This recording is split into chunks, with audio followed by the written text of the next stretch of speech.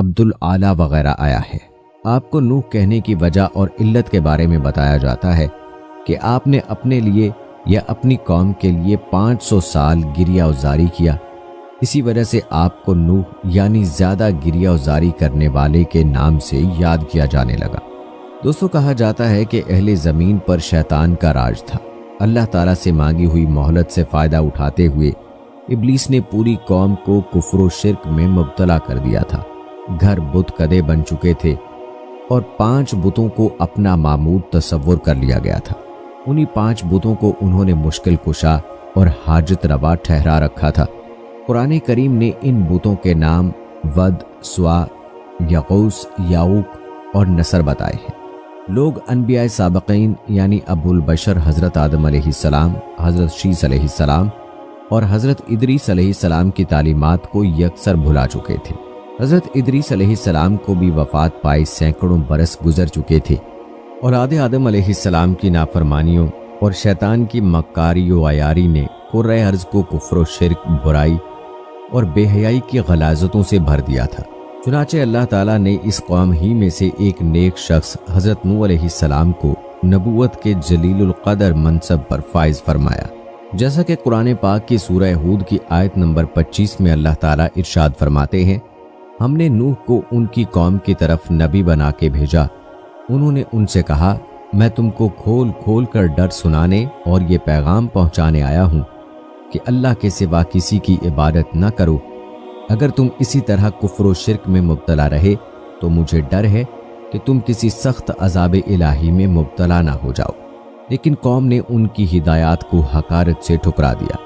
حضرت نوح علیہ السلام طویل عرصے سے ہمہ وقت تبلیغ دین میں مصروف رہنے کے باوجود اپنی قوم کی بے راہروی پر بڑے دل گرفتہ رہتے۔ ان کی قوم انہیں طرح طرح کی اذیتیں دیتی، ان پر مصائب کے پہاڑ ڈھاتی، لیکن وہ صبر کرتے اور ان کے لیے دعائے خیر کرتے رہتے۔ حضرت ابن عباس رضی اللہ تعالی عنہ روایت کرتے ہیں کہ نبی کریم صلی اللہ علیہ وآلہ وسلم نے فرمایا، کسی نبی کو اپنی قوم کے ہاتھوں اتنی تکلیف اور اذیت نہیں پہنچی جتنی حضرت نوح علیہ السلام کو اپنی قوم کے ہاتھوں برداشت کرنی پڑی۔ کافر ان کو ڈراتے، دھمکاتے اور تبلیغ سے باز رکھنے کے لیے اتنا مارتے کہ وہ بے ہوش ہو جاتے۔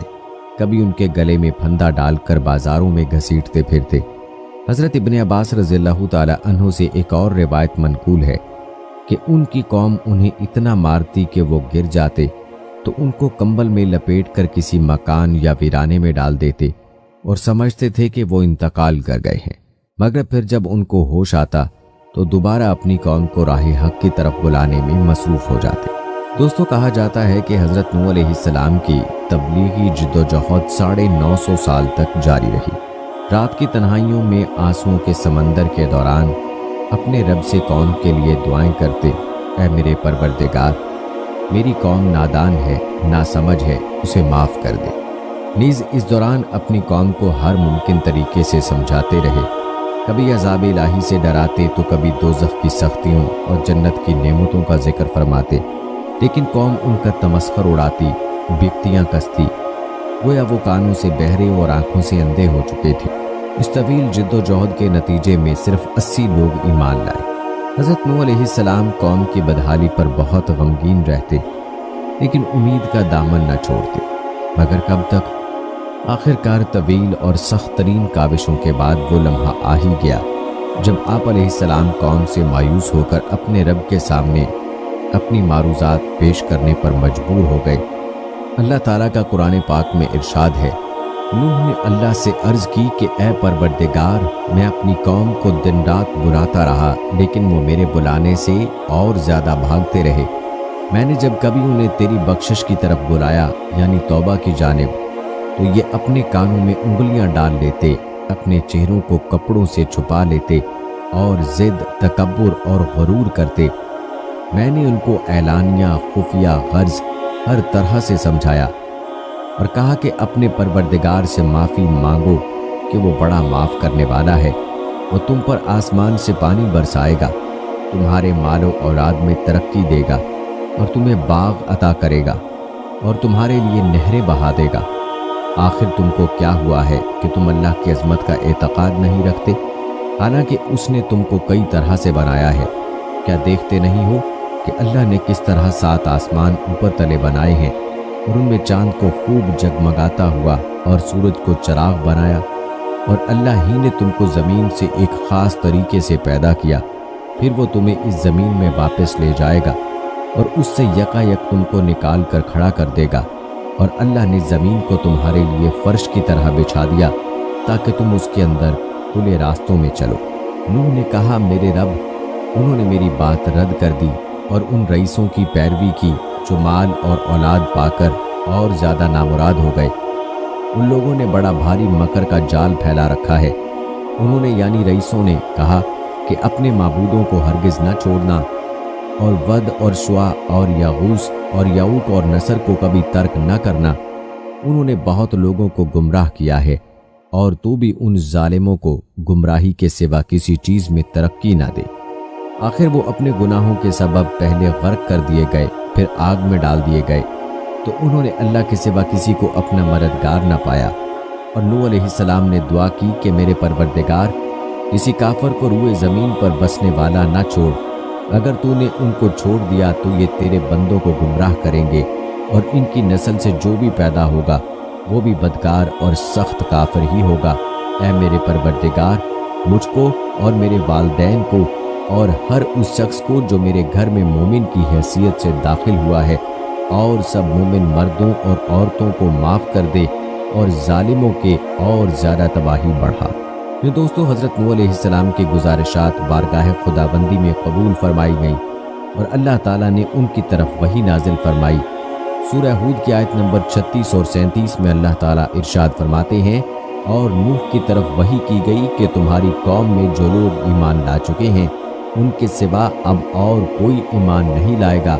तो जो काम ये कर रहे हैं उनकी वजह से गम ना खाओ, और एक कश्ती हमारे हुक्म से हमारे रूबरू बनाओ, और उन काफरों से मुतल्लिक अब कोई गुफ्तगू हमसे न करना, क्योंकि ये सब लाजमी तौर पर गर्क कर दिए जाएंगे।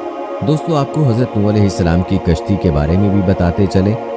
इब्न कसीर रहमहुल्लाह अलैह ने लिखा है कि बाज़ बुजुर्गों के मुताबिक अल्लाह ताला ने हज़रत नूह अलैहिस्सलाम को ये हुक्म भी फरमाया कि फ़लाँ दरख्त उगाओ जिससे कश्ती बनाई जाएगी। हज़रत नूह अलैहिस्सलाम ने वो दरख्त उगाया और 100 साल तक उसका इंतज़ार किया, फिर उसको काट कर छीला, हमवार किया। उसमें भी एक कौल के मुताबिक 100 साल और दूसरे कौल के मुताबिक 40 साल का अरसा लग गया। वल्लाहु आलम। मोहम्मद बिन इसहाक रहमहुल्लाह हज़रत सोरी रहमहुल्लाह से नकल करते हैं कि वो लकड़ी सागवान की थी, और दूसरे कौल के मुताबिक वो सनोबर के दरख्त थी। हज़रत इब्न अब्बास रज़ियल्लाहु ताला अन्हु से मरवी है कि उस कश्ती की लंबाई 1200 गज़ और चौड़ाई 600 गज़ थी। एक और कौल के मुताबिक लंबाई 2000 गज़ और चौड़ाई 100 गज़ थी, और इसमें 3 मंजिलें थीं। कश्ती के ऊपर एक ढक्कन था जिससे वो बंद कर दी जाती थी। गोया आज के ज़माने के मुताबिक वो अजीम आबदोज़ थी। दोस्तों, कहते हैं कि हज़रत नूह अलैहिस्सलाम कश्ती बनाने में मसरूफ़ थे। कौम के सरदार आप अलैहिस्सलाम के पास से गुजरते तो हंसते, मजाक उड़ाते, बिपथियाँ कसते, यहाँ तक कि कश्ती तैयार हो गई। और जब अज़ाब इलाही का वक्त आया तो अल्लाह ताला ने हुक्म दिया कि हर किस्म के जानवरों का एक एक जोड़ा इसमें रख लो, और जो लोग ईमान लाए हैं उन्हें भी सवार कर लो। हज़रत नूह अलैहिस्सलाम ने अहकाम खुदाबंदी के मुताबिक सबको सवार कर लिया और इबारत इलाही में मसरूफ़ हो गए। आखिरकार तूफ़ान के आसार ज़ाहिर होने लगे, और देखते ही देखते ज़मीन के हर गोशे से पानी उबलने लगा। आसमान से क़यामत खेज़ बारिश हर शय को बहा कर ले जाने के दर पे थी। गोया क़यामत का मंजर था। कश्ती तूफ़ान की पहाड़ जैसी ऊंची लहरों पर तैर रही थी। तूफ़ान नूह में पानी की लहरें इस कदर बुलंद थीं कि उन्होंने रूए ज़मीन के तमाम पहाड़ों को भी छुपा लिया था। ज़मीन पर कोई भी चीज़ जिंदा सलामत न थी, सब कुछ नेस्तो नाबूद हो चुका था। सिर्फ हज़रत नूह अलैहिस्सलाम की पहाड़ नुमा कश्ती थी जो अल्लाह की मदद से पानी की बुलंद बाला बिफरी खौफनाक मौजों में तैरती फिर रही थी। हज़रत इब्न अब्बास रज़ियल्लाहु ताला अन्हु से रिवायत है कि कश्ती में 80 अशखास थे और हर एक के साथ उनका कुनबा भी था, और ये लोग कश्ती में तकरीबन 150 दिन रहे। और अल्लाह ताला ने कश्ती का रुख मक्का मुकरमा की तरफ फेर दिया। कश्ती 40 दिन बैतुल्लाह के गिर्द चक्कर लगाती रही। اس کے بعد اس کا رخ جبل جودی کی طرف پھیر دیا گیا جہاں وہ ٹھہر گئی۔ دوستو کہتے ہیں کہ جب کشتی ٹھہر گئی تو حضرت نوح علیہ السلام نے اہل زمین کی خبر لینے کے لیے ایک کوے کو بھیجا۔ کوے نے زمین پر مردار دیکھے تو ان پر جھپٹ پڑا اور تاخیر کی، جس کی وجہ سے کبوتر کو بھیجا۔ کبوتر ایک زیتون کے پتے کو لے کر آیا اور اس کے پاؤں کیچڑ میں لتھڑے ہوئے تھے، جن کو دیکھ کر حضرت نوح علیہ السلام نے اندازہ لگایا کہ زمین خشک ہو چکی ہے۔ حضرت نوح علیہ السلام جودی پہاڑ سے زمین پر اتر آئے اور ایک بستی تعمیر کی جس کا نام سمانین رکھا، یعنی 80 آدمیوں کی بستی۔ اسی دوران ایک مرتبہ صبح کو اٹھے تو ہر آدمی کی زبان بدل چکی تھی، یعنی 80 زبانیں ہو چکی تھیں۔ لوگ ایک دوسرے کی زبان نہیں سمجھ پا رہے تھے۔ حضرت نوح علیہ السلام ہر ایک کی ترجمانی فرماتے تھے۔ حضرت قتادہ رضی اللہ تعالی عنہ فرماتے ہیں کہ قوم نوح کے یہ افراد محرم الحرام کی 10ویں تاریخ کو کشتی سے باہر آئے۔ دوستو یاد رہے کہ اللہ تعالیٰ نے قوم نوح کو اس کی نافرمانیوں کے سبب طوفان و باد و باراں کے ذریعے غرق کر دیا تھا۔ کوئی جاندار شے باقی نہیں بچی تھی۔ کشتی میں موجود افراد اور جانوروں کے سوا ہر چیز نیست و نابود ہو چکی تھی۔ پھر اللہ تعالیٰ کے حکم سے آسمان تھم گیا اور پانی خشک ہو گیا۔ پھر اللہ تعالیٰ نے حکم دیا کہ اے نوح، ہماری طرف سے سلامتی اور برکتوں کے ساتھ جو تم پر اور تمہارے ساتھ کی جماعتوں پر نازل کی گئی ہے اتر آؤ۔ چنانچہ حضرت نوح علیہ السلام نے ایک نئی بستی بسا کر دنیا کے کاروبار کو از سر نو جاری و ساری کیا۔ اسی لیے آپ علیہ السلام کو آدم ثانی بھی کہا جاتا ہے۔ دوستو یہ تھے حضرت نوح علیہ السلام کی زندگی کے حالات و واقعات۔ ہم آپ کو حضرت نوح علیہ السلام اور ایک بڑھیا کا عجیب واقعہ بھی سنائیں گے، لیکن اس سے پہلے آپ کو حضرت نوح علیہ السلام کی بیوی اور ان کی اولاد کے بارے میں بتاتے ہیں۔ یاد رہے کہ نوح علیہ السلام کی بیوی کا نام واہلہ یا والہ تھا۔ اس کا ذکر قرآن مجید میں آیا ہے۔ اللہ نے ان لوگوں کے لیے جنہوں نے کفر کیا ہے نوح علیہ السلام کی عورت اور لوط علیہ السلام کی عورت واہلہ اور والہ کی مثال بیان فرمائی۔ وہ دونوں ہمارے بندوں میں سے 2 صالح بندوں کے نکاح میں تھیں، سو دونوں نے ان سے خیانت کی، بس وہ اللہ کے عذاب کے سامنے ان کے کچھ کام نہ آئے، اور ان سے کہہ دیا گیا کہ تم دونوں عورتیں داخل ہونے والوں کے ساتھ دوزخ میں داخل ہو جاؤ۔ عبداللہ بن عباس رضی اللہ تعالی عنہ فرماتے ہیں کہ کسی نبی کی بیوی کبھی بدکار نہیں رہی۔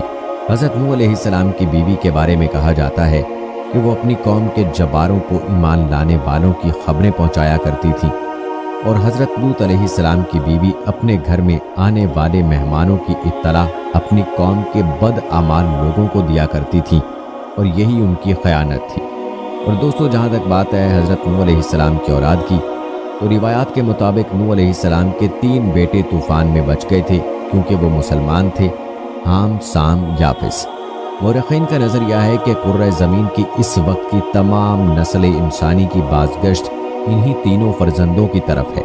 ایک گروہ حامی نسل ہے جو افریقہ کے علاقوں میں رہتے ہیں، دوسرا گروہ سامی نسل ہے جو شرق اوسط اور مشرق کے قریب علاقوں میں رہتے ہیں، اور یافس کی نسل کو چین میں آباد سمجھتے ہیں۔ اس کے علاوہ حضرت نوح علیہ السلام کے اس بیٹے کا تذکرہ بھی قرآن پاک میں ملتا ہے جو کفر کی وجہ سے طوفان نوح میں غرق ہوا، جیسا کہ قرآن پاک میں ذکر ہے، اور وہ کشتی ان کو لے کر طوفان کی لہروں میں چلنے لگی۔ لہریں کیا تھیں؟ گویا پہاڑ تھے۔ اس وقت نوح علیہ السلام نے اپنے بیٹے کو جو کشتی سے الگ تھا پکارا کہ بیٹا ہمارے ساتھ سوار ہو جا اور کافروں میں شامل نہ ہو۔ اس نے کہا کہ میں ابھی پہاڑ سے جا لگوں گا، وہ مجھے پانی سے بچا لے گا۔ آپ نے فرمایا کہ آج کے دن اللہ کے عذاب سے کوئی بچانے والا نہیں، اور نہ کوئی بچ سکتا ہے مگر وہی جس پر اللہ رحم کرے۔ اتنے میں دونوں کے درمیان لہر حائل ہو گئی اور وہ ڈوب گیا، اور نوح علیہ السلام نے اپنے پروردگار کو پکارا اور کہا کہ پروردگار، میرا بیٹا بھی میرے گھر والوں میں ہے، تو اس کو بھی نجات دے، تیرا وعدہ سچا ہے اور تو بہترین حاکم ہے۔ اللہ تعالیٰ نے فرمایا کہ اے نوح، وہ تیرے گھر والوں میں نہیں ہے، وہ تو سراسر بدعمل ہے۔ تمہیں جس چیز کی حقیقت معلوم نہیں اس کے بارے میں مجھ سے درخواست ہی نہ کرو، اور میں تم کو نصیحت کرتا ہوں کہ نادان نہ بنو۔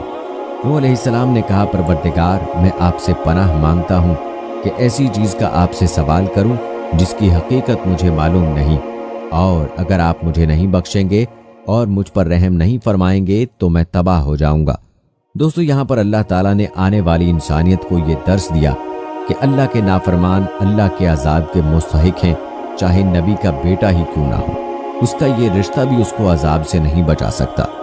अल्लाह के गैज़ व गज़ब से बचने का एक ही रास्ता है और वो है अल्लाह पर ईमान और अल्लाह की इताअत। दोस्तों जहाँ तक बात है मज़ार नूह की, तो आज़रबाईजान में मौजूद एक मज़ार है जिसके मुतल्लिक आज़रबाईजान में मशहूर है कि यह हज़रत नूह अलैहिस्सलाम की कब्र मुबारक है। लेकिन याद रहे कि कब्र नूह के मकाम के मुताल्लिक कई रिवायतें हैं। दोस्तों हम आपको हज़रत नूह अलैहिस्सलाम के दौर की बुढ़िया का अजीब वाक़या भी सुनाएंगे, लेकिन इससे पहले आपको आप अलैहिस्सलाम से जुड़ी कुछ दिलचस्प मालूमात बताते हैं। याद रहे कि हज़रत आदम अलैहिस्सलाम के बाद पहले नबी हैं जो रसूल थे। आपका जिक्र कुरान करीम में कुल 43 बार आया है। आप अलैहिस्सलाम को आदम असग़र भी कहा जाता है। आप अलैहिस्सलाम की उम्र मुबारक तकरीबन 1050 साल थी। आप अलैहिस्सलाम ने अपनी कौम को 950 साल तबलीग की। आप अलैहिस्सलाम को नबूवत 40 साल की उम्र में मिली। तूफ़ान के बाद 60 साल जिंदा रहे। आप अलैहिस्सलाम की कौम इराक़ में आबाद थी। आप अलैहिस्सलाम की कश्ती में 80 आदमी थे जिनमें एक अरबी था। तूफ़ान का पानी हज़रत आदम अलैहिस्सलाम के तनूर से निकला जो मुल्क शाम में था। कश्ती मस्जिद कूफा के अंदर बनाई गई। कश्ती में सिर्फ पालतू जानवर रखे गए थे। तूफ़ान में हलाक होने वाला बेटा कैनान था। हज़रत नूह अलैहिस्सलाम 10 रजब को कश्ती में सवार हुए। कश्ती 6 माह तूफ़ान में रही। 10 मुहर्रम को तूफ़ान ख़त्म हुआ, इसलिए शुक्राने का रोज़ा रखा जाता है। दोस्तों ये थी कुछ मालूमात हज़रत नूह अलैहिस्सलाम के हवाले से। चलिए अब आपको आप अलैहिस्सलाम के दौर की बुढ़िया का हैरान कुन और ईमान अफरोज़ वाक़या सुनाते हैं। कहते हैं कि जब हज़रत नूह अलैहिस्सलाम कश्ती बना रहे थे तो एक मोमिना बूढ़ी औरत रोज़ अल्लाह के नबी के पास अपनी गठड़ी लेकर आती और कहती, ए अल्लाह के नबी, कब कश्ती रवाना होगी? हज़रत नूह अलैहिस्सलाम फरमाते, अभी देर है। वो औरत शाम तक बैठी रहती और फिर उठकर चली जाती। एक दिन हज़रत नूह अलैहिस्सलाम ने फरमाया कि ए औरत, जब जाना हुआ तो तुम्हें बता दिया जाएगा। यह औरत वापस चली गई और इंतज़ार करने लगी कि कब नूह बुलाएंगे। इस दौरान अज़ाब आ गया और कश्ती रवाना हो गई। लेकिन हज़रत नूह अलैहिस्सलाम ने उस औरत को ना बुलाया। ज़ाहिरी तौर पर नूह अलैहिस्सलाम को उसको बुलाना भुला दिया गया था। जब तूफ़ान थमा तो एक दिन हज़रत नूह अलैहिस्सलाम के दिल में मोहब्बत जागी कि शहर को देखूं जहाँ से चला था। वहाँ आए और करीब जाकर देखा तो एक झोंपड़ी में दिया जल रहा था। हज़रत नूह अलैहिस्सलाम ये देखकर चौंक गए कि रुए ज़मीन पर कोई ऐसा घर भी है कि इतने अजीम तूफ़ान के बाद भी जिसमें चिराग जल रहा है। उन्होंने वहाँ तकबीर बुलंद की तो वो औरत सामान लेकर आ गई और कहने लगी, या नबी अल्लाह, क्या कश्ती तैयार है, चलें? हज़रत नूह अलैहिस्सलाम ने हैरत से उसको देखा और कहा, रुको बुढ़िया, क्या तुम्हें कुछ भी पता नहीं चला? वो कहने लगी, या नबी अल्लाह, क्या नहीं पता चला?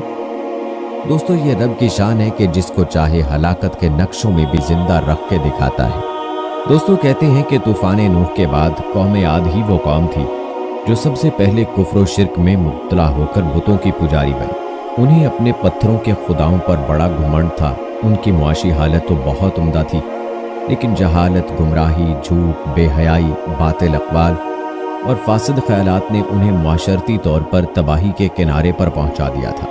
चुनाचे कुफ्र व शिर्क के समंदर में गर्क कौम आद की बदआमालियाँ जब अपनी आखिरी हदूद पार कर गई तो अल्लाह ताला ने उन्हीं में से अपने एक नेक बंदे हज़रत हूद अलैहिस्सलाम को पैगंबर बनाकर मबूस फरमाया।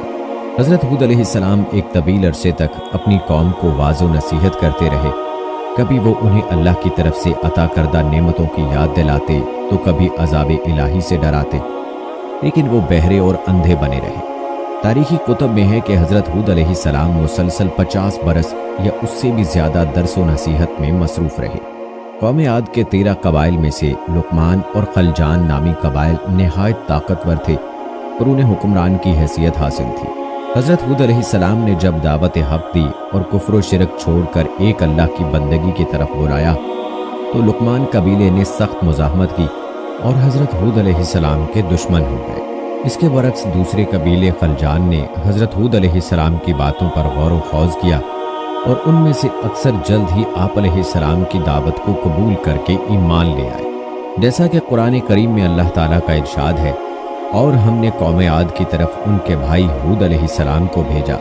انہوں نے کہا، بھائیو، اللہ ہی کی عبادت کرو، اس کے سوا تمہارا کوئی معبود نہیں، کیا تم ڈرتے نہیں؟ تو ان کی قوم کے جو سردار جو کافر تھے کہنے لگے، تم ہمیں کم عقل نظر آتے ہو اور ہم تمہیں جھوٹا خیال کرتے ہیں۔ انہوں نے کہا، میری قوم، مجھ میں حماقت کی کوئی بات نہیں ہے، بلکہ میں رب العالمین کا پیغمبر ہوں۔ میں تمہیں اللہ کا پیغام پہنچاتا ہوں اور تمہارا امانت دار خیر خواہ ہوں۔ کیا تم کو اس بات سے تعجب ہوا ہے کہ تم میں سے ایک شخص کے ہاتھ تمہارے پروردگار کی طرف سے تمہارے پاس نصیحت آئی تاکہ وہ تمہیں ڈرائے؟ اور یاد تو کرو جب اس نے تم کو قوم نوح کے بعد سردار بنایا اور ڈیل ڈول میں تم کو پھیلاؤ زیادہ دیا۔ بس اللہ کی نعمتوں کو یاد کرو تاکہ نجات حاصل کرو۔ وہ کہنے لگے، کیا تم ہمارے پاس اس لیے آئے ہو کہ ہم صرف ایک اللہ کی عبادت کریں اور جن کو ہمارے باپ دادا پوجتے چلے آئے ہیں ان کو چھوڑ دیں؟ پس اگر تم سچے ہو تو ہم کو جس عذاب کی دھمکی دیتے ہو اس کو ہمارے پاس لے آؤ۔ ہود علیہ السلام نے کہا، تمہارے پروردگار کی طرف سے تم پر عذاب اور غضب کا نازل ہونا مقرر ہو چکا ہے۔ کیا تم مجھ سے ایسے ناموں کے بارے میں جھگڑتے ہو جو تم نے اور تمہارے باپ دادا نے اپنی طرف سے رکھ لیے ہیں، جن کی اللہ نے کوئی سند نازل نہیں کی؟ تو تم بھی انتظار کرو، میں بھی تمہارے ساتھ انتظار کرتا ہوں۔ پھر ہم نے ہود علیہ السلام کو اور جو لوگ ان کے ساتھ تھے ان کو نجات بخشی، اور جنہوں نے ہماری آیات کو جھٹلایا تھا ان کی جڑ کاٹ دی اور ایمان لانے والے تھے ہی نہیں۔ دوستو، کہتے ہیں کہ حضرت ہود علیہ السلام نے اپنی قوم کو راہ حق پر گامزن کرنے کی ہر ممکن کوشش کی، مگر قوم نے ان کی دعوت قبول کرنے سے انکار کر دیا۔ تو بالآخر انہوں نے بارگاہ الہی میں مدد کے لیے دستے دعا دراز کیے، جسے قرآن مجید کی سورہ مومنون میں اللہ تعالیٰ ارشاد فرماتے ہیں، نبی نے دعا کی کہ اے پروردگار، انہوں نے مجھے جھوٹا کہا ہے پر تو میری مدد فرما۔ اللہ نے اپنی نبی کی فریاد کے جواب میں فرمایا، اے نبی، یہ بہت جلد اپنے کیے پر پچھتانے لگیں گے۔ یوں دوستو، اللہ تعالیٰ نے اپنے نبی کی دعا قبول فرمائی اور قوم عاد پر عذاب کی ابتدا ہو گئی۔ بادلوں کے فرشتے کو حکم دیا کہ اب بارش نہ برسائی جائے، چشموں کے فرشتے کو حکم دیا کہ ان کے ٹھنڈے میٹھے اور شفاف پانی سے لبریز چشموں اور آبشاروں کو خشک کر دو۔ چنانچہ دیکھتے ہی دیکھتے ان کے سرسبز و شاداب کھیت و کھلیان سوکھنے لگے اور مویشی مرنے لگے، یہاں تک کہ لوگ پینے کے پانی تک کو ترسنے لگے۔ کثیر تعداد میں پیدا ہونے والے پھل اور اناج ناپید ہو گئے۔ پوری قوم خشک سالی کا شکار ہو کر بدحال اور پریشان ہو گئی۔ یہ سلسلہ مسلسل 3 سال تک جاری رہا۔ حضرت ہود علیہ السلام سے اپنی قوم کی یہ پریشانی دیکھی نہ جاتی تھی۔ آپ علیہ السلام بہت افسردہ اور پریشان رہتے، اور پھر ایک دن انہوں نے اپنی قوم سے فرمایا، اے میری قوم کے لوگو، تم اپنے پالنے والے سے بخشش مانگو، اس کے آگے توبہ و استغفار کرو، وہ تم پر آسمان سے موسلا دھار مین برسائے گا اور تمہاری طاقت و قوت میں اضافہ فرمائے گا، اور دیکھو گناہ گار بن کر روح گردانی نہ کرو۔ بہرحال حضرت ہود علیہ السلام کے لاکھ سمجھانے کے باوجود اس قوم پر کوئی اثر نہ ہوا، بلکہ نہایت ڈٹائی کا مظاہرہ کرتے ہوئے کہنے لگے کہ ہم محض تیرے کہنے پر اپنے آباء و اجداد کے اور اپنے ان معبودوں کو کیوں چھوڑ دیں؟ قرآن کریم نے اسے یوں بیان کیا ہے۔ سورہ ہود کی آیت نمبر 53 میں اللہ تعالیٰ ارشاد فرماتے ہیں، اے ہود، تم ہمارے پاس کوئی دلیل تو لائے نہیں، اور ہم صرف تمہارے کہنے سے نہ اپنے معبودوں کو چھوڑنے والے ہیں اور نہ تم پر ایمان لانے والے، بلکہ ہم تو یہ سمجھتے ہیں کہ ہمارے کسی معبود نے تمہیں آسیب زدہ یعنی دیوانہ کر دیا ہے۔ دوستو، یاد رہے کہ عذاب الہی کے ابتدائی مراحل ہی میں خشک سالی نے قوم عاد کی حالت ابتر کر دی، چنانچہ ان کے سرداروں اور دانشوروں نے اس سے نجات پانے کے لیے مختلف تدابیر پر غور و خوض شروع کر دیا۔ یہ بات بڑی حیران کن ہے کہ پچھلی قوموں کو جب کبھی کوئی مشکل آ گھیرتی تو وہ اس سے نجات کے لیے حجاز مقدس کا سفر کرتے اور بیت اللہ شریف میں جا کر اللہ کے آگے آہوزاری کرتے، یعنی کافر قومیں بھی اس حقیقت کو تسلیم کرتی تھی کہ اس ارض و سما میں ایک لافانی قوت موجود ہے، لیکن اس کے باوجود جب نبی علیہ السلام اور رسول علیہ السلام یہ بات کہتے تو ان کی عقل پر پردہ پڑ جاتا۔ قوم عاد کے سرداروں نے بھی یہی فیصلہ کیا کہ قوم کے سرکردہ افراد بیت اللہ شریف جا کر اندیکھے خدا کے سامنے فریاد کریں चुनाचे मुख्तलिफ कबाइल के सरदारों और दीगर अहम अफराद पर मुश्तमिल 70 अफराद का एक वफद हिजाज मुक़द्दस रवाना हुआ। उस ज़माने में मक्का मुकरमा पर कौम अमालीक की हुक्मरानी थी, जिसका सरदार माविया बिन बकर था और माविया की वालिदा कौम आद से ताल्लुक़ रखती थी। वैसे भी माविया बिन बकर कौम आद की शान और शौकत से बड़ा मरूब था।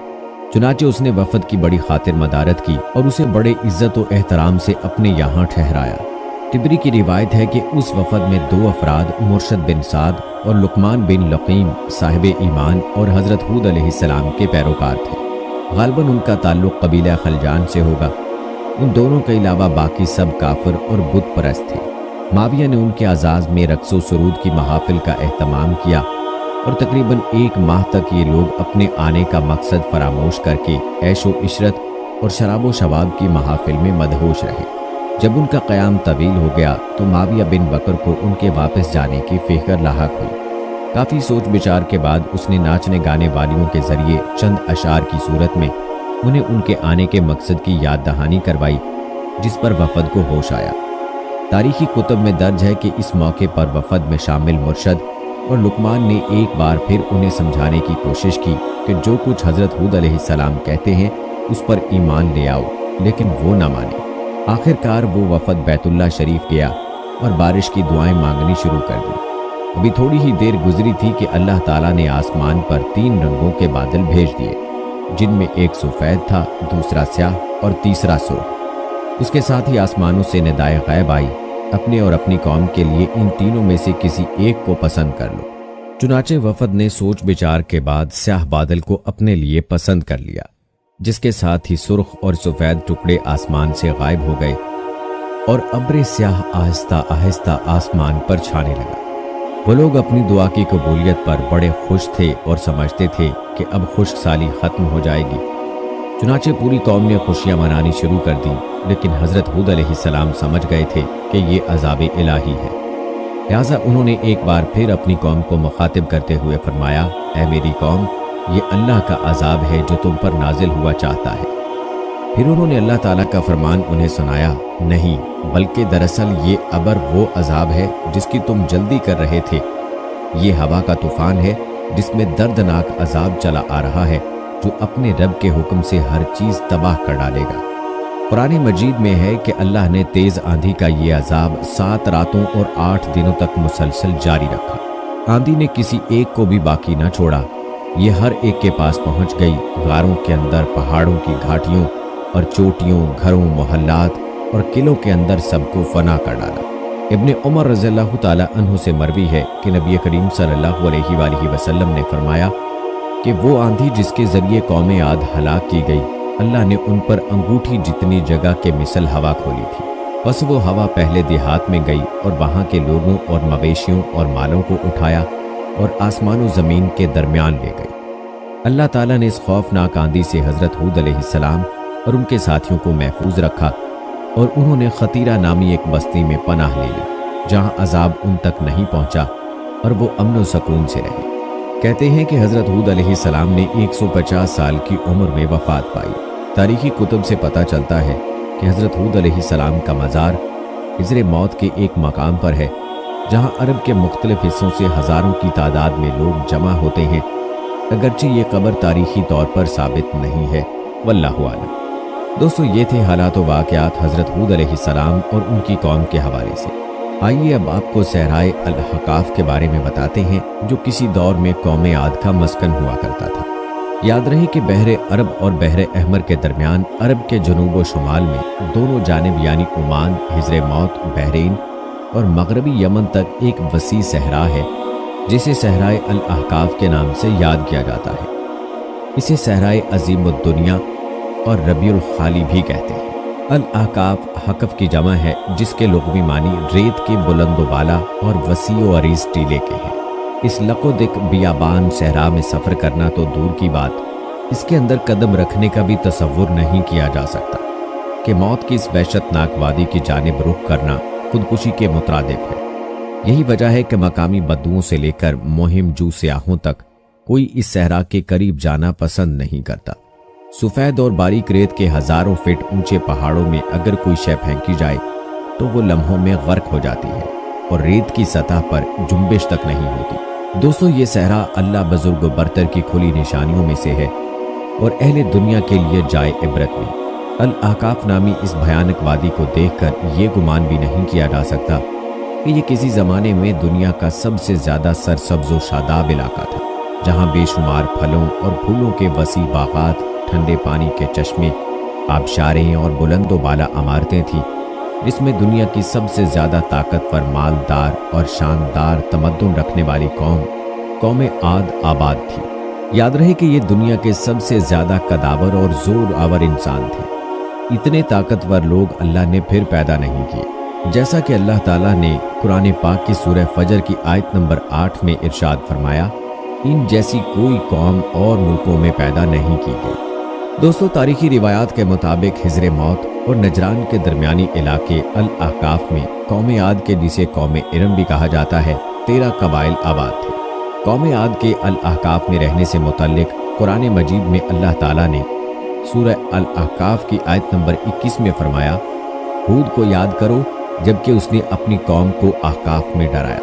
علامہ جلال الدین سیوطی رحمہ اللہ اپنی تفسیر در منشور میں تحریر کرتے ہیں کہ قوم عاد نہایت زور آور اور بہادر قوم تھی۔ یہ بت پرست تھے۔ ان کے 2 بتوں کے نام حمود اور حب بیان کیے گئے ہیں۔ ابن کثیر رحمہ اللہ نے اپنی تفسیر میں تیسرے بت کا نام صمد بیان کیا ہے۔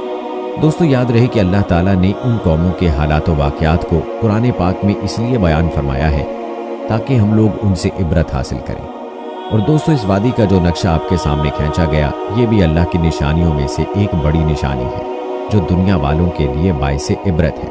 اللہ سے دعا ہے کہ اللہ ہمیں اپنے عذاب سے محفوظ رکھے، اور یاد رہے کہ یہ تو ہمارے پیارے آقا صلی اللہ علیہ وآلہ وسلم کی دعاؤں کی برکت ہے کہ ہمارے اوپر اللہ تعالیٰ اجتماعی عذاب نازل نہیں فرماتا، ورنہ آج ہمارے معاشرے میں کون سے ایسے گناہ ہیں جو موجود نہ ہوں۔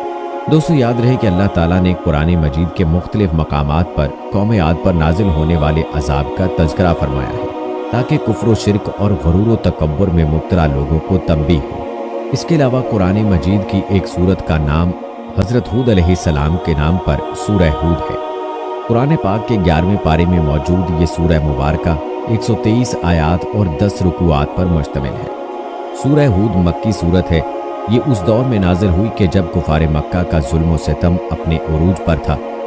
چنانچہ سورہ ہود میں ان پچھلی قوموں کا تذکرہ ہے جو اللہ کے نبیوں اور رسولوں کی تکذیب کر کے قہر الہی کا نشانہ بنی اور تاریخ کے صفحات پر ہمیشہ کے لیے عبرت کا نمونہ بن گئی۔ یاد رہے کہ سورہ ہود میں 7 پیغمبروں کے قصص و واقعات درج ہیں، لیکن اس سورت کو حضرت ہود علیہ السلام کے نام سے منسوب کرنے سے معلوم ہوتا ہے کہ حضرت ہود علیہ السلام کے قصے اور قوم عاد پر نازل ہونے والے عذاب کو خاص اہمیت حاصل ہے۔ حدیث مبارکہ میں ہے کہ رسول اللہ صلی اللہ علیہ وآلہ وسلم کی ریش مبارک کے کچھ بال سفید ہو گئے تو حضرت ابو بکر صدیق رضی اللہ تعالی عنہ نے عرض کیا، یا رسول اللہ صلی اللہ علیہ وآلہ وسلم، آپ بوڑھے ہو گئے؟ تو آپ صلی اللہ علیہ وآلہ وسلم نے فرمایا کہ ہاں، مجھے سورہ ہود نے بوڑھا کر دیا۔ بعض روایات میں سورہ ہود کے ساتھ سورہ واقعہ، مرسلات، سورہ نبا اور سورہ تکویر کا بھی ذکر ہے۔ دوستو، آخر میں آپ کو حضرت ہود علیہ السلام کے مزار کے بارے میں بتاتے چلیں کہ تاریخی کتب سے پتہ چلتا ہے کہ حضرت ہود علیہ السلام کا مزار حضر موت کے ایک مقام پر ہے جہاں عرب کے مختلف حصوں سے ہزاروں کی تعداد میں لوگ جمع ہوتے ہیں، اگرچہ یہ قبر تاریخی طور پر ثابت نہیں ہے، واللہ اعلم۔ دوستو، قوم عاد حضرت ہود علیہ السلام کی تھی اور قوم سمود حضرت صالح علیہ السلام کی قوم تھی۔ کہتے ہیں کہ قوم سمود اپنے عالی شان محلات، سرسبز و شاداب کھیت کھلیان، خوبصورت مرغزاروں اور نعمتوں کی فراوانی کے سبب غرور، تکبر اور سرکشی کے نشے میں چوب تھے، اور چونکہ تکبر اور کفر کا چولی دامن کا ساتھ ہے تو یہ بھی ابلیس کے پیروکار بن گئے۔ حالانکہ کچھ ہی عرصہ پہلے قوم عاد پر قہر الہی کے مناظر ان کے سامنے تھے۔ یہ بھی اپنے ہاتھوں سے تراشے ہوئے پتھروں کے خداؤں کی عبادت کرتے تھے۔ ان کے معاشرے سے حق و انصاف ناپید ہو چکا تھا، بے حیائی، فحاشی آخری حدود چھو رہی تھی، مقدس انسانی رشتوں کا احترام ختم ہو چکا تھا، رقص و سرود، عیش و عشرت، شراب و شباب ان کی زندگیوں کے لازمی جز بن چکے تھے۔ ایسے میں اللہ تعالیٰ نے اس قوم ہی میں سے ایک خدا ترس اور بہت نیک انسان حضرت صالح علیہ السلام کو نبوت کے منصب پر فائز فرمایا، جیسا کہ سورہ آراف کی آیت نمبر 73 میں اللہ تعالیٰ ارشاد فرماتے ہیں، اور ہم نے قوم سمود کی طرف ان کے بھائی صالح علیہ السلام کو بھیجا۔ دوستو یاد رہے کہ دیگر نبیوں کی طرح حضرت صالح علیہ السلام نے بھی اپنی قوم کو راہ راست پر لانے کی بہت کوشش کی۔ وہ دن رات انہیں سمجھاتے رہے کہ اے میری قوم، تم اللہ کی عبادت کرو، اس کے سوا تمہارا کوئی معبود نہیں ہے، اسی نے تم کو پیدا کیا اور آباد کیا، تم اس سے مغفرت مانگو اور اس کے آگے توبہ کرو، بے شک میرا پروردگار نزدیک بھی ہے اور دعا کا قبول کرنے والا بھی ہے۔ اس پر قوم ان کے خلاف ہو گئی اور یوں گویا ہوئی، انہوں نے کہا اے صالح، اس سے پہلے ہم تم سے کئی طرح کی امید رکھتے تھے، اب وہ منقطع ہو گئیں، کیا تم ہم کو ان چیزوں سے منع کرتے ہو جن کو ہمارے بزرگ پوجتے چلے آئے ہیں، اور جس بات کی طرف تم ہم کو بلاتے ہو اس میں ہمیں کبھی شبہ ہے۔ البتہ حضرت صالح علیہ السلام نے اپنی دعوت جاری رکھی، اور حضرت صالح علیہ السلام کی مسلسل واضح نصیحت اور اس کے نتیجے میں غریب لوگوں کا ایمان لانا قوم سمود کے سرداروں کے لیے تشویش کا باعث تھا۔ دراصل غرور و تکبر کی دلدل میں دھنسے یہ لوگ اس بات کا تصور بھی نہیں کر سکتے تھے کہ کوئی عام آدمی اس طرح محفلوں اور چوک چراہوں پر کھڑا ہو کر ان کے آباء و اجداد کے خداؤں کی نفی کرے اور صرف ایک اندیکھے رب کی عبادت کی بات کرے۔ چنانچہ اس مسئلے کا حل ڈھونڈنے کے لیے سب سردار سر جوڑ کر بیٹھے، اور پھر متفقہ طور پر ایک نتیجے پر پہنچنے کے بعد انہوں نے حضرت صالح علیہ السلام کو بلایا اور کہا اے صالح، اگر تم اللہ کے سچے پیغمبر ہو تو ہم کو کوئی ایسا معجزہ دکھاؤ جسے دیکھ کر ہم تم پر یقین آ جائے۔ حضرت صالح علیہ السلام نے فرمایا اے میری قوم کے لوگوں، تم کیا معجزہ دیکھنا چاہتے ہو؟ انہوں نے کہا کہ ہم چاہتے ہیں کہ یہ جو سامنے چٹان ہے اس میں سے ایک ایسی اونٹنی برآمد کرو جو گابن بھی ہو، بچہ دے، ہم سب کے لیے دودھ مہیا کرے اور اس میں فلاں فلاں خوبیاں ہوں۔ حضرت صالح علیہ السلام نے ان سے فرمایا اگر میں تمہاری یہ شرط پوری کر دوں تو کیا تم اللہ پر ایمان لے آؤ گے؟ انہوں نے جواب دیا ہاں، ہم تمہارے رب پر ایمان لے آئیں گے۔ حضرت صالح علیہ السلام نے اللہ تعالیٰ کے حضور گڑ گڑا کر دعا فرمائی اور اپنی قوم کی فرمائش پوری کرنے کی التجا کی۔ اللہ تعالیٰ نے اپنی نبی کی دعا قبول فرمائی اور دیکھتے ہی دیکھتے چٹان شک ہو گئی اور اس میں سے ایک طویل القامت خوبصورت اونٹنی برآمد ہوئی جس میں وہ سب خوبیاں تھیں جن کی قوم سمود نے فرمائش کی تھی۔ یہ محیر العقول منظر دیکھ کر قوم سمود لاجواب ہو گئی۔ اس موقع پر قوم کے سرداروں میں سے ایک جندہ بن عمرو بن محلات بن لبید اپنے چند ساتھیوں کے ساتھ ایمان لے آیا، لیکن اکثریت اپنی ہٹ دھرمی پر قائم رہی اور اسے جادو کا کمال ظاہر کرتی رہی۔ اس موقع پر حضرت صالح علیہ السلام نے اپنی قوم سے فرمایا، جس کا ذکر سورہ ہود کی آیت نمبر 64 میں اللہ تعالیٰ یوں فرماتے ہیں، اے میری قوم، یہ ناقۃ اللہ یعنی اللہ کی بھیجی ہوئی اونٹنی ہے جو تمہارے لیے ایک معجزہ ہے۔ اب تم اسے اللہ کی زمین میں کھاتی ہوئی چھوڑ دو اور اسے کسی طرح کی تکلیف نہ دینا، ورنہ اللہ کا عذاب تمہیں فوری پکڑ لے گا۔ اونٹنی اور اس کا بچہ سارا دن نخلستان میں چرتے رہتے تھے۔ سب قبیلے والے پیٹ بھر کر اونٹنی کا دودھ پیتے، لیکن وہ کم نہ ہوتا۔ حضرت صالح علیہ السلام نے کنویں کے پانی کو بھی تقسیم کر دیا تھا۔ ایک دن اونٹنی پانی پیتی تھی اور ایک دن سمود کے لوگ۔ جب اونٹنی پانی پینے آتی تو وہ کنویں کا سارا پانی پی جاتی۔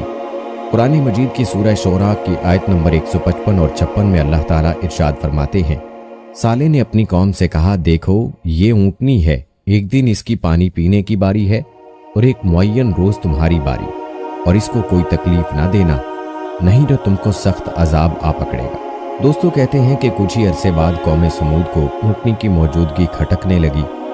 انہیں اپنے ہرے بھرے نخلستانوں میں آزادی سے گھومتی پھرتی اونٹنی ایک آنکھ نہ بھاتی تھی، اور جب وہ یہ دیکھتے کہ اپنی باری آنے پر اونٹنی ایک ہی سانس میں پورے کنویں کا پانی پی جاتی ہے تو حیران ہو کر اسے جادو سے تشبیہ دیتے۔ آخر کار شیطان کے اکسانے پر انہوں نے اونٹنی سے جان چھڑوانے کی تدبیریں سوچنی شروع کر دی، اور اس کا ایک ہی حل تھا کہ اسے ہلاک کر دیا جائے۔ مگر کیسے؟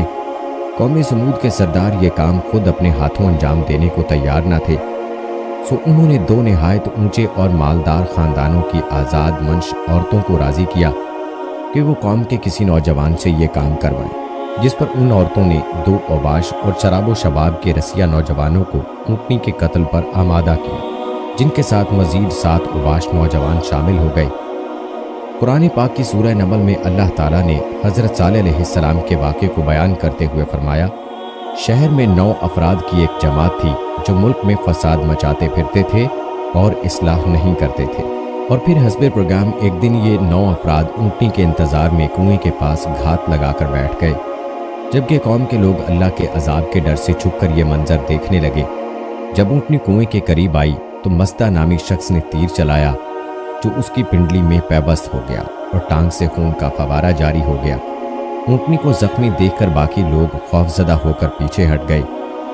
یہ منظر دیکھ کر دونوں عورتیں آگے بڑھیں اور مردوں کو برا بھلا کہنا شروع کر دیا، جس پر قبیلے کا سب سے قوی شخص قطار بن سالف آگے بڑھا اور تلوار کے ایک بھرپور وار سے اونٹنی کی کونچیں یعنی پچھلے پایوں کے اوپر کا حصہ کاٹ ڈالا۔ اونٹنی شدید زخمی ہو کر زمین پر گر پڑی اور ایک زوردار چیخ ماری۔ اسی اثنا میں زخمی اونٹنی کو گھیرے میں لے کر اس پر نیزوں اور تلواروں کے لاتعداد وار کیے گئے، جس سے وہ ہلاک ہو گئی۔ ادھر اس کا بچہ بھاگتا ہوا پہاڑ پر چڑھا اور چیخیں مارتا غائب ہو گیا۔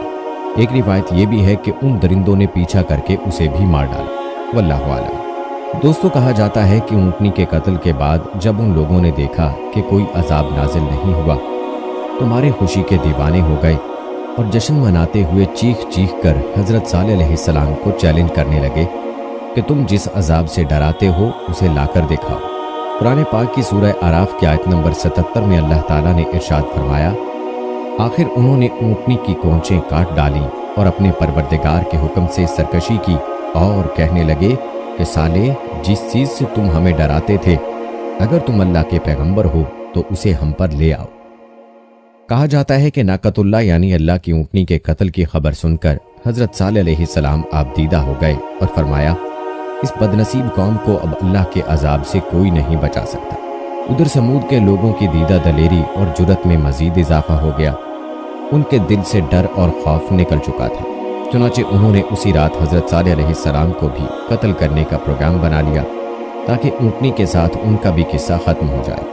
وہ 9 افراد ایک پہاڑ کی گھاٹی میں چھپ کر بیٹھ گئے تاکہ جب حضرت صالح علیہ السلام وہاں سے گزریں تو انہیں قتل کر دیں، مگر کائنات کا مالک اللہ قوم سمود کے ہر مکر و فریب اور شیطان کی چال بازیوں سے خوب واقف تھا، چنانچہ پہاڑ سے ان پر پتھر برسائے گئے جن سے وہ سب ہلاک ہو گئے۔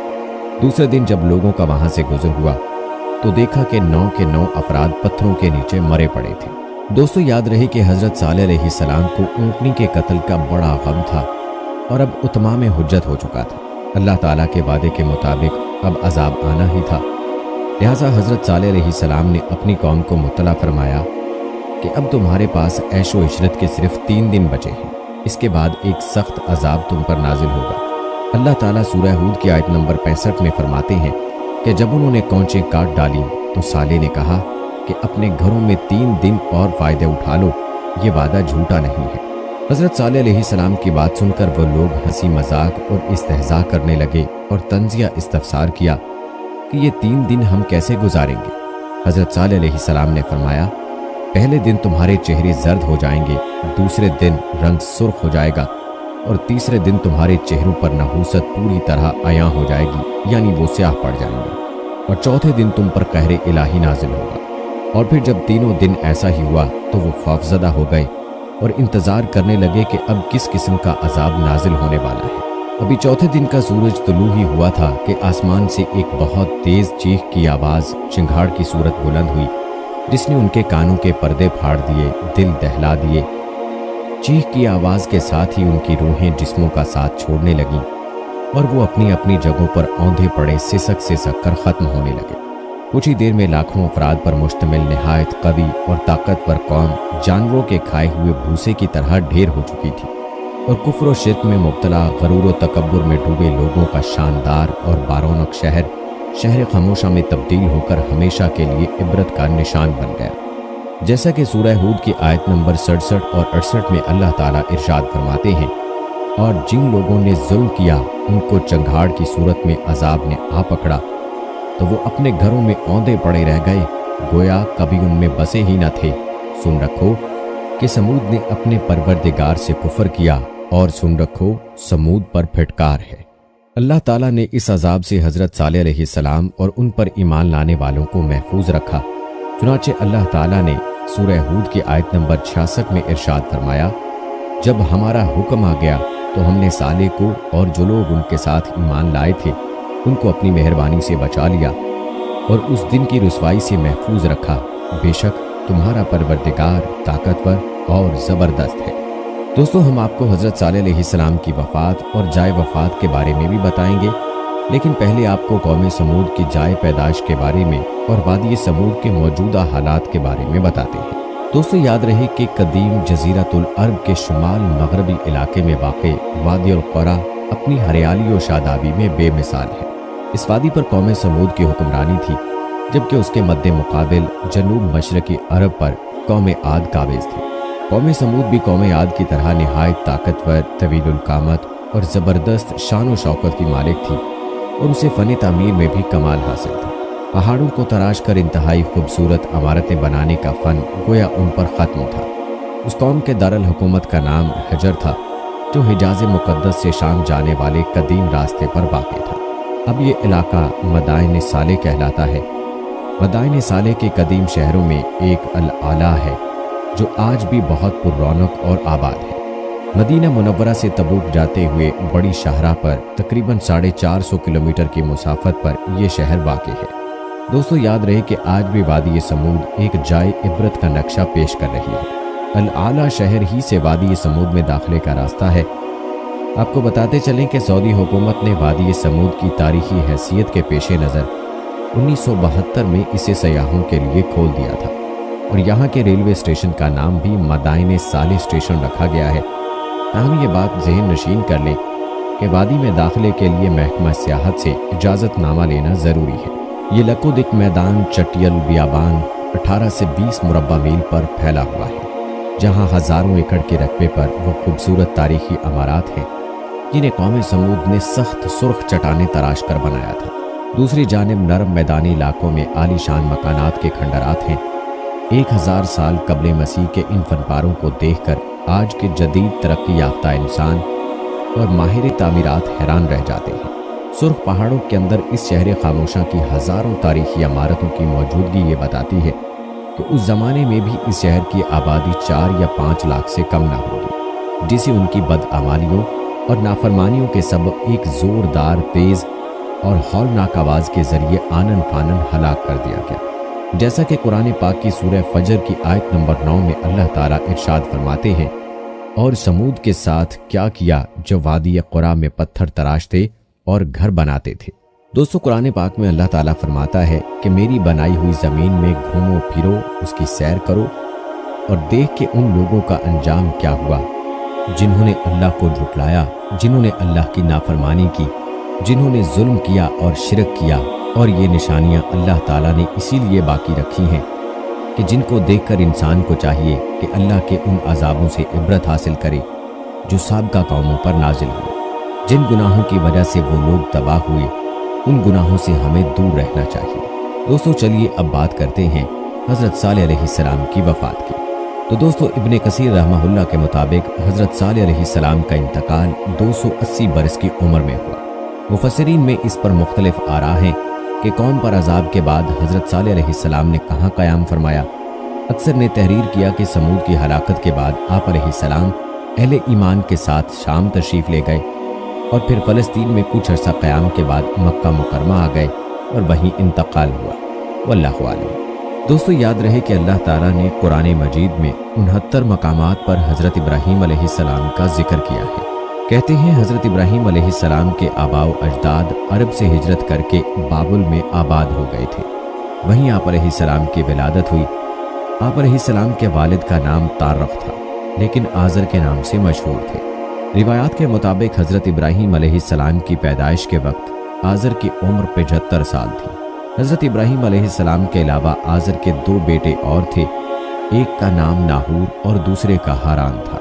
हारान का इंतकाल आज़र की ज़िंदगी ही में हो गया था। हारान का एक बेटा था जिसका नाम लूत अलैहिस्सलाम था।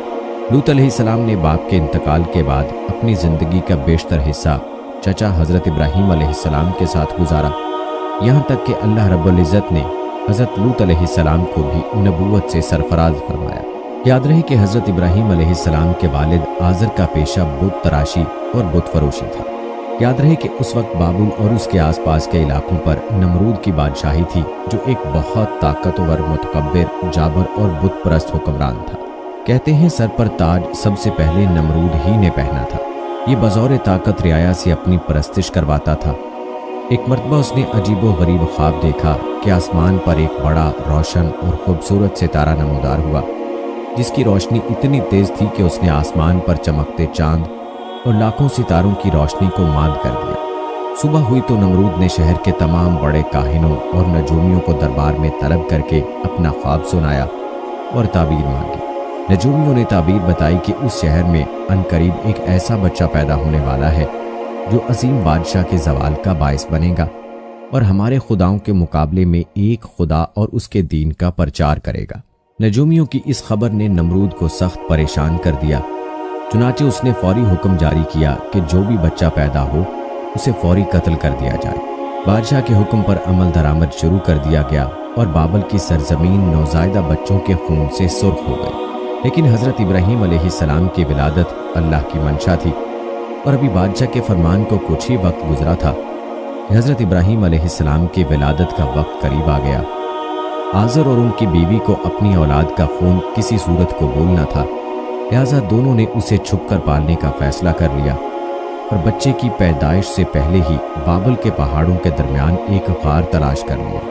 حضرت ابراہیم علیہ السلام کی والدہ نے اس غار میں بچے کو جنم دیا اور بچے کو اللہ کے سپرد کر کے گھر واپس آ گئی۔ والدہ باقاعدگی سے چھپتے چھپاتے غار میں جاتی اور بچے کو دودھ پلا کر واپس آ جاتی۔ کچھ ہی عرصے بعد آپ بڑے ہو گئے تو والدین گھر لے آئے اور اللہ تعالیٰ نے اپنی حکمت سے حضرت ابراہیم علیہ السلام کو زندہ سلامت رکھا۔ دوستو، یاد رہے کہ حضرت ابراہیم علیہ السلام کو اللہ تعالیٰ نے بچپن ہی سے صراط مستقیم پر رکھا تھا اور اپنا رسول منتخب کر لیا تھا۔ جیسا کہ قرآن مجید کی سورہ انبیاء کی آیت نمبر 51 میں اللہ تعالیٰ ارشاد فرماتے ہیں، اور ہم نے ابراہیم علیہ السلام کو پہلے ہی سے ہدایت دی تھی اور ہم ان کے حال سے واقف تھے۔ حضرت ابراہیم علیہ السلام نے والد کو بت تراشتے اور ان کو پوجتے دیکھا تو ان سے سوال کیا، یہ کیا ہے؟ والد نے کہا کہ یہ ہمارے خدا ہیں۔ حضرت ابراہیم علیہ السلام نے تعجب سے کہا، یہ کیسے خدا ہیں کہ جن کو آپ پتھر کے ٹکڑوں سے تراش رہے ہیں؟ کہتے ہیں کہ ایک دن والد نے انہیں ایک ٹوکرے میں بہت سے بت رکھ کر دیے کہ انہیں بازار جا کر بیچا۔ والد کے حکم کی تعمیل کرتے ہوئے ٹوکرا لے کر بازار پہنچ گئے اور آواز لگائی، اے لوگو، آؤ اور اپنے ان خداؤں کو خرید لو جو تم کو نفع پہنچا سکتے ہیں اور نہ نقصان۔ لوگ جمع ہوتے اپنے خداؤں کے بارے میں حضرت ابراہیم علیہ السلام کی گفتگو کو تعجب سے سنتے اور آگے بڑھ جاتے۔ بازار جانے کا یہ سلسلہ کئی دن تک جاری رہا، جب ایک بت بھی نہ بکا بلکہ لوگوں نے حضرت ابراہیم علیہ السلام کی شکایتوں کے انبار لگا دیے تو آزر نے انہیں بازار بھیجنا بند کر دیا۔ البتہ حضرت ابراہیم علیہ السلام بچپن ہی سے معبود حقیقی کی جستجو اور نظام کائنات پر غور و تدبر کرنے لگے۔ اللہ تعالیٰ نے حضرت ابراہیم علیہ السلام کو بچپن ہی میں رشد و ہدایت اور عقل سلیم عطا فرمائی تھی۔ وہ جب چھوٹے تھے تو حیران ہو کر سوچتے تھے کہ اپنے ہاتھوں سے تراشتے پتھر کے ٹکڑے ہمارے معبود کیسے ہو سکتے ہیں۔ انہیں اس معبود حقیقی کی تلاش تھی جس نے کل کائنات کو بنایا ہے۔ دن رات اسی جستجو اور فکر میں رہتے، پھر باری تعالیٰ نے انہیں کائنات کی کچھ اور چیزوں کا بھی مشاہدہ کروایا، جیسا کہ قرآن پاک میں ارشاد ہے، اور ہم ابراہیم علیہ السلام کو آسمانوں اور زمین کے عجائبات دکھانے لگے تاکہ وہ خوب یقین کرنے والوں میں سے ہو جائیں۔ یعنی جب رات نے ان کو پردہ تاریکی سے ڈھانپ لیا تو آسمان میں ایک ستارہ نظر آیا، کہنے لگے یہ میرا پروردگار ہے۔ جب وہ غائب ہو گیا تو کہنے لگے کہ مجھے غائب ہو جانے والے تو پسند نہیں۔ پھر جب چاند کو چمکتے دیکھا تو کہنے لگے یہی میرا پروردگار ہے۔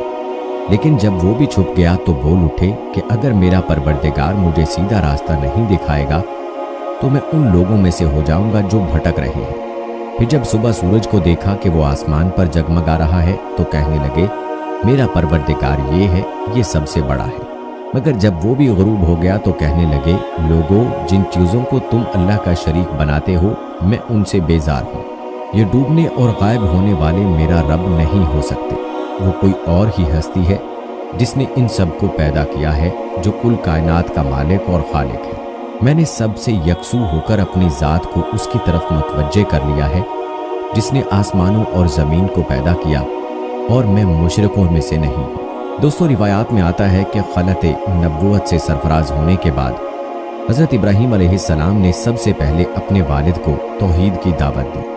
اس سلسلے میں ان کا اپنے والد سے کیا مناظرہ ہوا، اسے قرآن پاک کی سورہ مریم میں یوں بیان کیا گیا ہے: اور جب ابراہیم نے اپنے والد سے کہا کہ ابا، ایسی چیزوں کو کیوں پوچھتے ہو جو سن سکتی ہیں اور نہ دیکھ سکتی ہیں اور نہ ہی آپ کے کچھ کام آ سکتی ہیں؟ ابا، مجھے ایسا علم ملا ہے جو آپ کو نہیں ملا، تو آپ میرے ساتھ ہو جائیے، میں آپ کو سیدھی راہ پر چلا دوں گا۔ اے میرے ابا، شیطان کی پوجا نہ کیجیے، بے شک شیطان اللہ کا نافرمان ہے۔ ابا، مجھے ڈر لگتا ہے کہ آپ کو اللہ کا عذاب نہ آ پکڑے، تو آپ شیطان کے ساتھی ہو جائیں گے۔ دوستو، آپ نے ملاحظہ فرمایا کہ حضرت ابراہیم علیہ السلام نے ادب و احترام کے تقاضوں کو پوری طرح ملحوظ خاطر رکھتے ہوئے نہایت محبت اور پیار سے باپ کو توحید کے بارے میں آگاہ فرمایا، لیکن مشرک باپ نے اس نرمی اور پیار کے جواب میں نہایت درشتی اور سختی سے بیٹے سے کہا: تو اگر میرے معبودوں کی مخالفت کرنے سے باز نہ آیا تو یاد رکھ، میں تجھ سے بہت سختی سے پیش آؤں گا۔ جیسا کہ قرآن مجید کی سورہ مریم کی 46 اور 47ویں آیت میں اللہ تعالیٰ ارشاد فرماتے ہیں: آزر نے کہا کہ اے ابراہیم، کیا تو میرے معبودوں سے برگشتہ ہے؟ اگر تو باز نہ آیا تو میں تجھے سنسار کر دوں گا اور تو ہمیشہ کے لیے مجھ سے دور ہو جا۔ اس موقع پر حضرت ابراہیم علیہ السلام نے السلام علیکم کہا اور کہا کہ میں آپ کے لیے اپنے پروردگار سے بخشش طلب کروں گا، بے شک وہ مجھ پر مہربان ہے۔ دوستو، پھر حضرت ابراہیم علیہ السلام کی قوم کا عید کا دن قریب آیا تو پوری قوم شہر سے باہر جا کر عید کی خوشیاں منانے کی تیاریوں میں مصروف ہو گئی۔ لوگوں نے حضرت ابراہیم علیہ السلام کو بھی ساتھ چلنے کی دعوت دی، لیکن انہوں نے ساتھ جانے سے انکار کر دیا۔ دراصل وہ کسی ایسے موقع کی تلاش میں تھے کہ جب کوئی نہ ہو اور وہ سب سے بڑے عبادت خانے میں رکھے بتوں کو مسمار کر سکے۔ چنانچہ لوگوں نے عید کی صبح سب سے پہلے اپنے بتوں کو سجایا، پھر حسب روایت ان کے آگے طرح طرح کے کھانے سجائے۔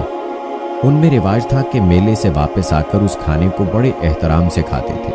اس کام سے فارغ ہو کر سب لوگ شہر سے باہر میلے میں چلے گئے تو حضرت ابراہیم علیہ السلام کلہاڑا لیا، بت خانے میں داخل ہو گئے اور بتوں کو توڑنا شروع کیا، جس کا نقشہ قرآن پاک میں اللہ تعالیٰ نے سورہ صافات کی آیت نمبر 91 سے 93 میں یوں کھینچا ہے: حضرت ابراہیم علیہ السلام چھپتے چھپاتے ان کے معبودوں کے پاس گئے اور فرمانے لگے: تم کھاتے کیوں نہیں؟ تمہیں کیا ہو گیا ہے؟ تم بولتے کیوں نہیں؟ پھر ان کو دائیں ہاتھ سے مارنا اور توڑنا شروع کر دیا۔ جب تمام بت توڑ دیے تو آپ علیہ السلام نے کلہاڑا بڑے بت کے کندھے پر لٹکا دیا اور گھر واپس آ گئے۔ شام کو لوگ خوشی خوشی میلے سے واپس آئے اور بتوں کے پاس پہنچے تاکہ کھانا تناول کریں، لیکن وہاں کا تو منظر ہی ہیبت ناک تھا۔ سب بت اوندھے پڑے تھے۔ یہ منظر دیکھ کر وہ غصے سے پاگل ہو گئے۔ ان میں سے بہت سو کو یقین تھا کہ یہ کام ابراہیم علیہ السلام ہی نے کیا ہوگا، جیسا کہ قرآن پاک میں ارشاد ہے۔ لوگوں نے کہا کہ ہم نے ایک نوجوان کو ان کا ذکر کرتے ہوئے سنا ہے، اسے ابراہیم کہتے ہیں۔ چنانچہ حضرت ابراہیم علیہ السلام کو بلایا گیا۔ جب آپ علیہ السلام آئے تو مشرکوں نے کہا: اے ابراہیم، ہمارے معبودوں کے ساتھ تم نے کیا کیا ہے؟ ابراہیم علیہ السلام نے کہا: یہ ان کے بڑے بت نے کیا ہوگا، اگر وہ بولتے ہوں تو ان سے پوچھ لو۔ انہوں نے اپنے دل میں غور کیا تو آپس میں کہنے لگے: بے شک ہم ہی ظالم ہیں۔ پھر شرمندہ ہو کر سر نیچے کر لیا اور بولے: تم جانتے ہو کہ یہ بولتے نہیں ہیں۔ حضرت ابراہیم علیہ السلام نے جواب دیا، جس کا ذکر اللہ تعالیٰ نے سورہ انبیاء کی آیت نمبر 60 سے 67 میں کیا ہے: پھر تم اللہ کو چھوڑ کر کیوں ایسی چیزوں کو پوچھتے ہو جو تمہیں کچھ فائدہ دے سکیں اور نہ نقصان؟ تف ہے تم پر اور جن کو تم اللہ کے سوا پوچھتے ہو ان پر، کیا تم عقل نہیں رکھتے؟ دوستو، بتوں کو توڑنے کا یہ عمل نمرود اور اس کی قوم کے نزدیک ناقابل معافی جرم تھا، لہٰذا انہوں نے